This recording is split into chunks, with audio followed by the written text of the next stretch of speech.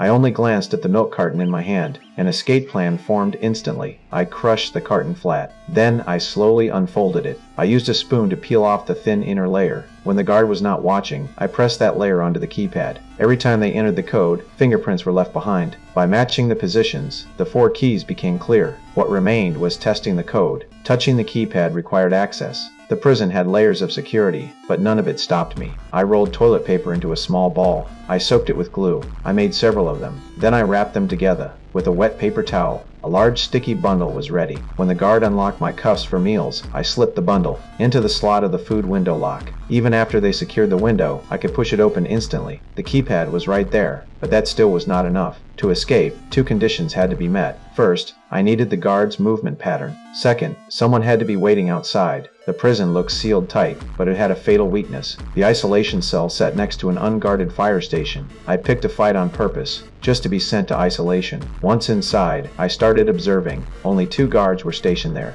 They shared a habit. They left to smoke. That was the opening. Through the metal grate above, I could hear clearly. Doors opening and closing on the rooftop. I used that sound to measure time. Each smoke break lasted about 7 minutes. I then used the camera inside to send the escape time to my hacker partner. Everything was in place. I moved. I unlocked the keypad and stepped out. My first move was rolling the surveillance footage back. It created the illusion that I was still in my cell. That bought me time. Then I entered the ventilation system. I reached the fire station smoothly. I changed clothes and blended in as a firefighter. At that moment, the 2 guards were still smoking on the roof. It was my partner's turn. She triggered an incident in the parking lot beside the prison. That pulled the fire crew out. I was already hidden under the truck. Everyone rushed to respond. No one noticed me. I walked out, right in front of the guards, and left the prison behind. I was never a criminal. I worked for the Federal Bureau of Prisons. My job was testing prison security nationwide. Every time I entered as an inmate, I exposed weaknesses, so real escapes could be prevented. I had barely returned to the office when they arrived. Intelligence agents stood at my door. A warden wanted me to test his private facility. Inside were detainees. The government refused to hold. The place operated outside the law.